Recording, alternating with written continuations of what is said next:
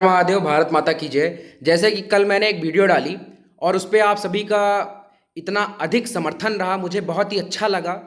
और निम्न प्रकार के platform social media, Instagram, Facebook, YouTube, हज़ारों हज़ार आदमी ने वीडियो देखी और अधिक से अधिक शेयर हुआ है। बहुत अच्छा लगा कि मेरी बातों को सुनने के लिए हज़ारों हज़ार लोग हैं और आप सब इतना प्यार करते हैं। मुझे बहुत ही ज़्यादा मैं उस चीज़ का शुक्रगुजार हूँ।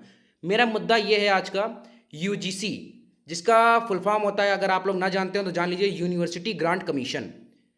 और मैं इसके ऊपर आने से पहले मैं आपको पहले निषेध करना चाहता हूँ। हो सकता है आप अगर किसी कास्ट वाइज, आप अगर किसी धार्मिक तरीके से व्यक्ति हैं, हो सकता है आपको मेरी बात बुरा लगे।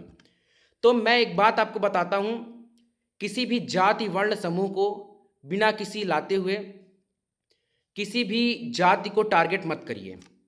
जैसे कि मैंने कल रात में जब मैं बाजार गया तो कुछ लोगों की क्रिया बहुत ही अच्छी थी और कुछ लोग जो कि एक आसान तरीका पाए हैं ब्राह्मण समाज को टारगेट करने का। मैं उनसे एक बात बताना चाहता हूँ कि राजा राम मोहन राय, जिन्होंने सती प्रथा को ख़त्म किया, ईश्वर चंद्र विद्यासागर, जो विधवा पुनर्विवाह की चीज़ों को बढ़ावा दिया, और पंडित मदन मोहन मालवीय जैसे जी, जो ब्राह्मण समाज के लोग थे, जिन्होंने बीएचयू की स्थापना की। आप ब्राह्मण को समझ क्या रखे हैं? आप किसी भी जाति वर्ग समूह को बिना टारगेट किए हुए बात करिए। पहला काम तो हो सकता है मेरी चीज़ें कुछ वर्ण जाति समूहों को खराब लग रही हो, लेकिन मैं चाहता हूं आप सब अगर कोई चीज़ चाहते हैं तो किसी चीज़ की खिलाफत करने से पहले उस चीज़ की आप जानकारी रखिए।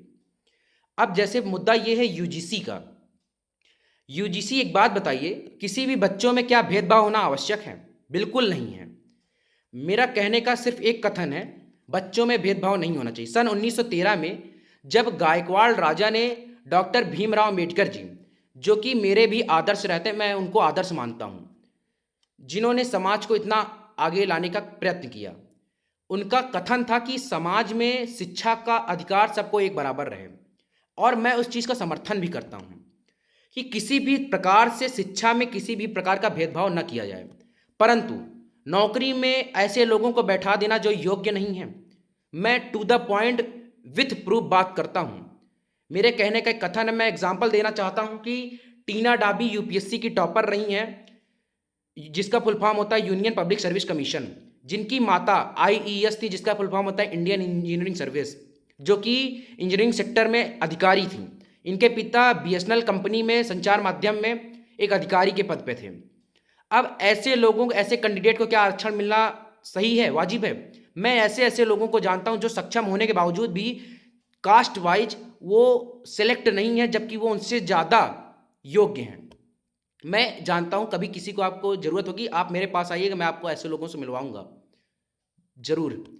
अब लेकिन एक बात बताइए, शिक्षा के अधिकार पर आरक्षण मिलना गलत नहीं है, लेकिन अयोग्य लोग को उस जगह बैठा देना जहां वो योग्य नहीं है, ये चीज़ गलत है। तो रिजर्वेशन हटाओ का मात्र एक उद्देश्य है कि सब एक बराबर हो जाएं। आज़ादी को, आज़ाद हुए देश को आज़ाद हुए 80 साल हो रहा है, कितने दिन तक रिजर्वेशन रहेगा? मैं किसी चीज़ के खिलाफत बात नहीं करता हूं, मैं टू द पॉइंट फैक्ट्स पे बात करता हूं। पहली बात तो, अगर आपको मेरी बात बुरी लग रही हो तो आप उसके स्वयं जिम्मेदार हैं, मैं जिम्मेदार नहीं हूं। मेरा आप सभी से एक निवेदन है कि किसी भी एक वर्ण जाति समूह को टारगेट ना करें। और अगर आप किसी चीज़ की कामना करते हैं, चेष्टा करते हैं कि आपको साथ सही हो, तो गलत चीज़ों के खिलाफ भी बोलने का हिम्मत रखें।